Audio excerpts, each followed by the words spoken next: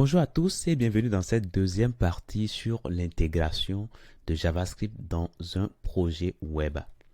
Tout à l'heure, nous avons vu une façon de faire et on avait dit qu'on pouvait directement intégrer le code dans une balise. Alors là, on l'a réalisé pour Button, mais notez qu'on pouvait le faire pour la balise P, qu'on pouvait le faire pour la balise H1. Et là, on a juste dit qu'on va écrire dans la console, mais notez qu'on pouvait faire d'autres choses également, pour faire d'autres instructions. Bref, voilà. Mais cette façon de faire, comme je vous l'ai dit, c'est quelque chose qui est à proscrire. Maintenant, une deuxième façon de faire, c'est d'utiliser une balise script. Alors, cette balise script, vous pouvez le mettre au niveau de votre header ici, ou bien au niveau de votre body ici. Alors, si vous voulez, on va le mettre ici au niveau de notre header. Et qu'est-ce qu'on va faire ici? Nous allons déjà commencer par créer notre balise script. Et à l'intérieur, on va pouvoir écrire notre code. Alors, imaginez que nous voulons afficher dans la console, nous voulons afficher le test Hello World, par exemple. Hello World. Hello World. Voilà. Alors, vous commencez par comprendre, puisque là, on veut écrire du test, ok? Quand il s'agit d'un test, de plusieurs caractères, même de un caractère, il faut le mettre en des quotes, ok? Ça peut être de simples quotes ou bien de doubles quotes. Voilà. Alors, une fois que ça, c'est bon, on peut aller directement au niveau de notre affichage ici. Et qu'est-ce qui va se passer? Voilà, on voit que ça nous affiche en haut ici, Hello World. Voilà. Et ça nous indique que c'est à la ligne 9. OK? Voilà.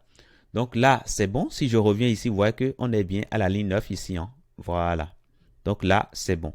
Donc ça dit que le script qu'on a écrit ici dans le header a bien été pris en compte lors de l'exécution de la page, lors de l'affichage de la page. Alors si je change, par exemple, je mets Hello World 2 par exemple, et quand je reviens ici, là, je vois que ça m'affiche bien Hello World 2. Alors, je tiens à insister sur le fait que ce que je fais là marche parce que j'ai un serveur Five serveur qui tourne. OK, donc la page est rechargée ici. La page ici est rechargée automatiquement lorsqu'il y a des changements qui sont opérés de ce côté ici. OK, et quand vous faites des changements, il faudra penser également à sauvegarder. Voilà, il faut penser à sauvegarder. Et quand vous finissez de sauvegarder, quand vous revenez ici, là, vous allez voir que la page va se recharger et vous aurez tout simplement les résultats qui sont attendus. Maintenant, si pour X raison, vous n'avez pas le Five Server, là, quand vous venez ici, il faudra actualiser à chaque fois pour avoir ce que nous, on a l'habitude, nous, on voit là, il faudra actualiser à chaque fois pour voir cela. OK? Donc, voilà.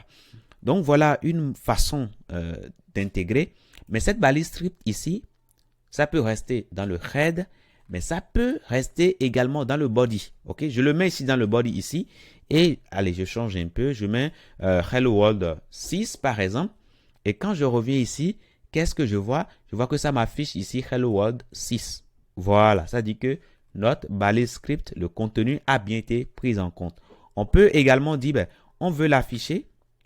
On veut l'afficher peut-être, disons, totalement ici, avant la fin de notre document. On peut le mettre là, tout simplement. Et quand je reviens ici, qu'est-ce que je vois? Je vois toujours Hello World 6. Alors, je vais changer un peu pour que vous puissiez me suivre. Je mets 9 là, OK? Quand je reviens là, qu'est-ce qui se passe? La page va se recharger. Je vais actualiser ici.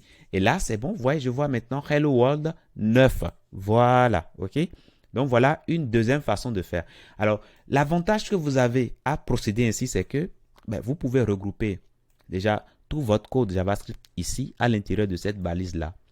Et ce faisant, si demain il y a des modifications à faire, il y a de la maintenance à faire sur le site, vous savez où trouver tout votre script JavaScript, vous savez où le trouver précisément. OK? Voilà, ce n'est pas le cas quand vous mélangez tout. Parfois, vous allez vous perdre énormément, mais ici, vous savez que votre HTML est là. Et tout ce que vous avez comme script est à l'intérieur de ces deux balises-là. Donc là, c'est bon. Alors, cette façon de faire présente les avantages de séparation dont on a parlé là, mais ça présente également des inconvénients. Alors, quels sont les inconvénients? Imaginez que vous travaillez dans une équipe de développement.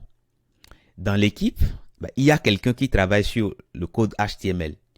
Et vous, par exemple, vous travaillez sur le code JavaScript. Alors, comment est-ce que vous allez travailler comme ça dans le même fichier? Ce soit quasiment impossible, n'est-ce pas? Donc, c'est pourquoi il est recommandé d'écrire les scripts totalement à part. C'est-à-dire dans un fichier qui est totalement distinct, dans un fichier qui est distinct du fichier dans lequel on va l'utiliser. OK? Voilà. Et ce faisant, ben, ça peut faciliter énormément la tâche lorsque vous êtes à plusieurs à travailler sur un même projet. Donc, l'un va travailler sur un fichier spécifique, l'autre va travailler également sur un autre fichier spécifique. Et après, maintenant, ben, on fera la liaison tel qu'on le fait avec du CSS, OK, pour que tout puisse fonctionner. Et c'est ce que nous allons voir tout juste dans la prochaine partie. Je vous dis merci et à tout de suite.